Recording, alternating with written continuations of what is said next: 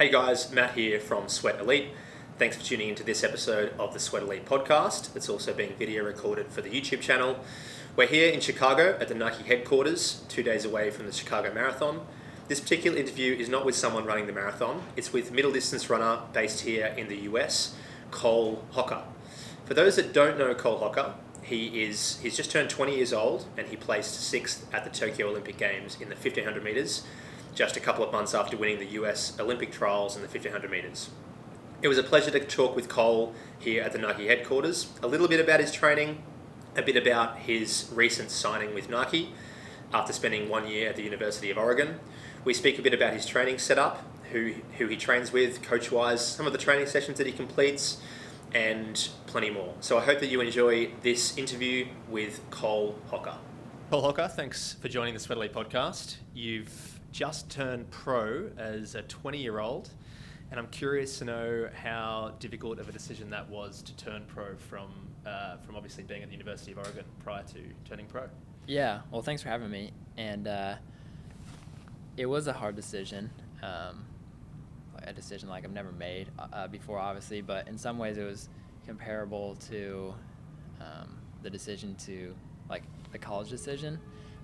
There's like a few things that felt familiar in that sense, but it was different in the way that you kind of have to leave your team, it feels like. I mean, that is what's happening. And yeah, that was the hardest part, I would say. But just like in the sport, like I knew I had to capitalize on where I'm at right now. Sure. Because the opportunities don't always present themselves. Yeah, and I didn't want to leave anything up to chance. Yeah, absolutely. Yeah. Will you still be pursuing the degree at University of Oregon? I mean, I know Hobbs Kessler is attending, the University of Arizona. What will you be doing in that regard? Yeah, so I am still working towards the degree. It's just like it's a social science degree. But yeah, I'm still enrolled in classes right now and slowly but surely grinding through. Yeah, yeah. Sure. So, I mean, I guess rewind a year ago, I'm curious to know if you envisioned being in the Olympic final and placing 6th. I think it surprised a few people for you to come out and win, the trials and then make the final at the Olympics. I'm curious to know if you rewound a year or 2 years ago, is that what you had as a goal, or was that a bit of a surprise to you in terms of the progression as well? Yeah, it was a goal. I actually wrote down that goal a year prior to the Olympics. The goal was to make it this year or the next Olympics. So I kind of left myself like a little room there to, I don't know, come through with that goal. So I wrote that goal like to hold myself like to like the highest possible standard in my mind that I thought I could achieve. So I guess I did see myself doing that, but at the same time, a year ago I would have been pretty shocked if you told me like how the season would go. And yeah, just everything continually like snowballed into like a bigger and bigger race. And we're just like, it's just such a good season, not just like accolade wise, but just how I felt and everything just clicking. Yeah, I mean, you seem to hold form for a long period of time, dating back to the start of the outdoor season, obviously all the way through to after the Olympics. Before the Olympics, what was your goal? Was it to make the final? Was it to medal? What were you thinking? Obviously, would have had a lot of confidence after the US trials in winning, and taking down the past Olympic champion. But yeah, I'm curious to know what your goal was going into Tokyo. Yeah, it was the one goal that I was. I guess I would have been a little disappointed not completing going into the Olympics was making that final. I just told myself like, I don't know. I was pretty young, like. Of course, like in 2016, I remember those Olympics like very clearly. But before that, the Olympics were kind of like I was still a kid, and the only thing that stands out to someone that's not deep into the sport is that final race, and that's what I told myself. And I was like, I just want to get to that stage where there's like you were in the Olympic final. Like that's what outsiders imagine, I guess, is the Olympics, that one race. Yeah. Sure.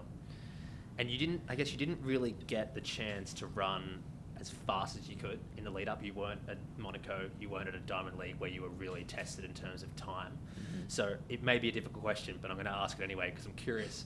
you did run a PR in the Olympic final, but did you feel like you had the potential to maybe go quicker if you were in a Monaco Diamond League or similar? And could you put a time to it? Yeah, definitely. Like, yeah, of course that's a hard thing to do, like put a time. And but I mean, like, the numbers don't really lie. I was able to run 3:31 with 2 rounds prior to that and 2 very fast rounds and a PR just before that round. And by that final, of course, I was all out and running that. But running a Diamond League meet like Monaco, I definitely see where my fitness was, like a sub 3:30. Okay. Yeah. Yeah. So is that a goal in the near future? Yeah, of course. To take that. Yeah, that's the next like step, I guess. Like, I still got 3:30 flat, and then I mean, at that point, just break it. Yeah, sure. Yeah. You've run very well over 8 and 5. I was actually pretty fascinated at the NCAA champs when you ran the 5 and ran, was it 13:17 or 13:18? 18, yeah. Very shortly after. Was it shortly after the 1500 final? Yeah. Yeah. Which event do you prefer if you were going to go down or up? And if there's a future in either, which one do you think it might be? I mean, I know 1500 miles obviously the focus, but yeah.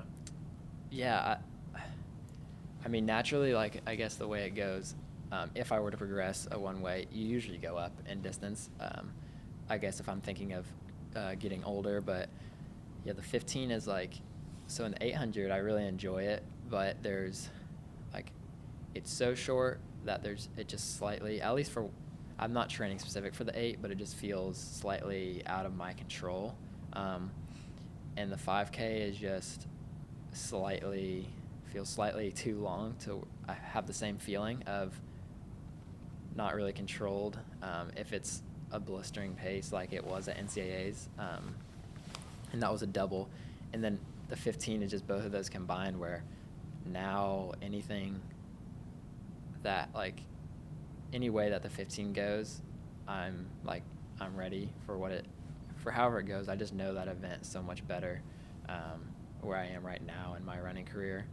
But I do want to run some 800s like this next year, and also the 5K. Like, I think I can, if I focus more on the 5K, could run a much faster time. Okay. Yeah. I should know this, but was that your PR in the NCAA final? Or? Yeah, it was. Yeah. I mean, a few hours after the 1500 final, you have to assume that if you were fresh, you could run quite a bit quicker. I guess people are talking about, being the future of the American mile. Do you feel a bit of pressure on yourself to be in that position at such a young age and being in the Olympic final, being the first American? Curious to know what you think about that. There's not a lot of people that come out at that age and run that fast. Do you feel pressure at the moment about that sort of image? Yeah, I mean, not like overwhelming pressure. I don't know if it's due to people, I don't know, not necessarily like putting the pressure on me, but like talking online, I guess, is where a lot of pressure can come from. But I do like remind myself that this is exactly where I always wanted to be in the sport, and beyond this as well. And with that just comes pressure and defending titles. Like, I mean, it's just the way like everything is. If you win a title, that's all you've ever wanted, and then immediately you have that pressure of defending that title. And I have to remind myself that this is where I always wanted to be, and like I better just roll with it and like embrace the pressure. Sure. You said that some of the pressure might come from online. Is that message boards? Is it social media? I'm curious to know like what you think about that. We had Galen Rupp on the podcast yesterday, and he was talking about how he doesn't use social media at all. And I asked him about an Instagram account that I found that he said he didn't even know wasn't even him. But I'm curious to know what you think about using social media, and if the pressure comes from that, or is it Let's Run message boards or so forth? Yeah, I don't get on Let's Run. Okay. It's too dangerous. But even outside of that, yeah, like Twitter and Instagram, like those are like the main ones where I don't know, like it's impossible to ignore it all, unless I guess you're like Galen and you can stay off of it all, which I really admire, because that's where a lot of pressure and anxiety can come from. And I think I do a good job at handling it. It just, that's where people have a free way to say their opinion, even if it's not thought out like all the way through. It's just out there for the world to see, and if your name's involved in it, like it's gonna come to your attention. So yeah. Sure. When you mentioned back to 2016 when you were watching the Olympics, through your teenage years, who did you look up to? Who were you influenced by, either by a runner or a coach? Who were you looking up to and sort of taking advice from, or yeah? Yeah, getting into the sport was my dad. He just allowed me to really enjoy everything about the sport, and he didn't add any pressure on top of it. He didn't force me into the sport. He didn't force me to keep going. It was all my choice, and I think that was just so important in me actually developing like a love and a passion for the sport. And that was someone like I always would take advice from, and just know that he's always, of course, concerned for my best interest. And then outside of that, like a professional runner, it's kind of funny, but also makes sense. Like I looked back on this thing I wrote in elementary or middle school, and it was like inspirational athlete, and it was Matthew Sinchowitz, and seeing that, looking back on it, and like seeing that I wrote that, like I don't know how many years ago, like 6 or 8 years ago. It's pretty crazy to think like how my career's progressed, and that's just like always the dream in the sport, to go against your idols. And yeah, I thought that was pretty cool, like this past year getting to race them multiple times. Yeah. Was there anyone else other than Centrowitz in terms of runners or coaches that you were listening to or talking to? Yeah, my high school coach as well was I was very low mileage in high school, and he didn't force me into any, he wouldn't enter me into every single big meet, just to look out for my health and progression in the sport. And I'm seeing the benefits of that now, going into the collegiate and then to the professional world. Like it's been all uphill, like all getting better and better and more volume, I guess, but giving myself the like wiggle room there to be able to do that. Like my high school coach is really good at that. Okay. Yeah. So speaking of high school, I mean, one of your competitors, Jacob Ingebrigtsen, has recently shared information about the sort of training and volume he was doing as a 10, 12, 13, 14-year-old. What were you doing back then in terms of training, overall volume, mileage? Was it like Ingebrigtsen, over 100 miles a week at that age? I think it might not have been 10, but maybe 14 years old he was, but yeah. Yeah, no, it was far off of that. I was probably running 35 to 40 miles a week most of high school. My senior year, I guess, getting a little higher, but not much more, and just a lot of speed-based training is what I really capitalized on. And yeah, definitely did not give me a way to like burn out. It's very hard to burn out. I mean, I also hate that term because people just throw it around. There's more that goes into burning out than just overtraining, but running those few miles, like everything I did was quality and not just tacking on more and more miles, which like I probably could have run faster in high school if I did more mileage, but I wouldn't change that because it allowed me to grow as an athlete, like I was just mentioning before. Sure. But yeah, much different than Ingebrigtsen. Well, it's interesting to me that your mileage was, I understand mileage isn't everything, but you were relatively low volume in high school, and then within a couple of years you've gone pro, really. So it's when did things ramp up? I guess it was when you went to University of Oregon. Yeah, they did ramp up, but Coach Thomas is really good at my freshman year. He would let me kind of get a taste of that, working out with that front group, but I really didn't complete a workout with them the entire first year. Not that I couldn't, but just because he would just tell me not to and like pull me out, and it's just a way to ease freshmen in, which is really good because freshmen a lot of the time, including myself, want to show everyone that they're good and that they're like worth being on the team. Yeah, but that's a hard thing to do, is just stay patient, I guess, during that. Yeah. So you mentioned Coach Ben Thomas. You may have posted this somewhere or mentioned it, but I'm sorry if I've missed it, but are you staying with Ben Thomas? I am, yeah. Yeah. Okay.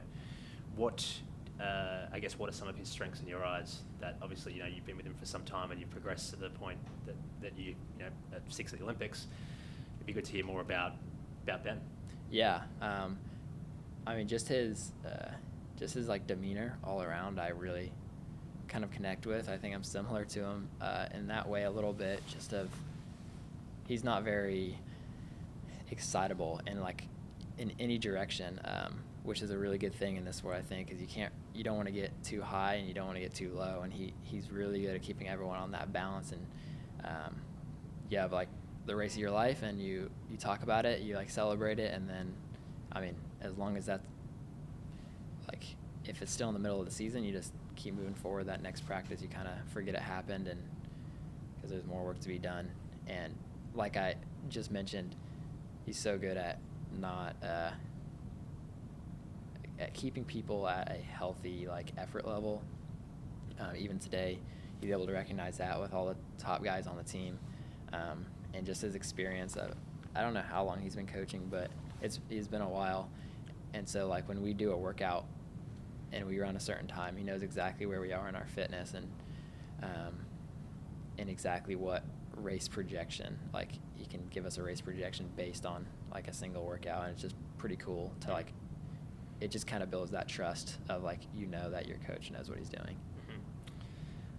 Mm-hmm. I'd love to hear more about the training. I'm not sure how much you're willing to share, but like maybe some of those indication workouts. Is there any one that sticks out in your mind that you think was well predicted by Ben that you completed? Yeah, there was.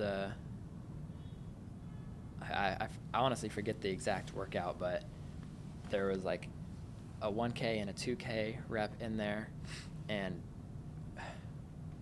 I forget the exact workout, but we ran a 1K at a certain time, and then which was very hard, and it was me and Cooper, and then that was a workout leading up to this Arkansas race indoor, and on our pre-race like outline, he broke down the splits, and it listed the splits through 400, 800, all the way through the race, and he was like, and if you close in this, then you run 349. And me and Cooper like looked at each other like kind of laughing. We're like, okay, like I don't know why he even put that on there, like that's kind of funny. And then we both run 350 that next day, and we're like, dang, like hey, he's got something, like he's got something going there where he can pinpoint where you're at. Yeah, interesting. Favorite workout and most dreaded? Most dreaded is easy. We do a hill workout, and I don't know if anyone would know where like Hendricks Park is, but it's in Eugene. So if you've ever been to Eugene, you might know where that is. But we do like just this hill workout that's very brutal, and that's like the one workout that I actually get like nervous for. Not like, I don't know why, just like I know there's like so much pain coming. Yeah, that one sucks. And then favorite workout is probably something I do kind of prepping for championship, or not championship, but like a very fast 1500 race, where you do a very fast 1K, followed by 200s, which I really enjoy, just like, and like they're nearly like all out 200s at the end of that 1K, and I really enjoy just like letting it rip on the track. Yeah. And just like sending it all like for 200. Yeah, it's so fun. Okay. Last question. Curious to know, outside of running, what do you read? What do you watch? What are you interested in? You got half a day to yourself. You don't have much on. What will you get up to? What will you listen to as podcasts and anything like that? That's what it's more like, listening to stuff. Okay. I'm really into music and like hip hop. I love all that, and kind of to the point where like I wanted to make my own music, and I have these little interfaces where I can kind of make my own beats and stuff, and I'm teaching myself guitar and piano, like I have been for like a few years, and since like high school, and I'm not very good at any of them, but I just enjoy like messing around and doing that. So if I have free time, it's probably something like music related, or like cooking stuff. I like watching like Chef's Table on Netflix. Yeah. I think it's super cool. Okay. Yeah. Cool. Cole, really appreciate you joining this Sweat Elite podcast. And all the best into the future. Yeah, thank you very much. Cool.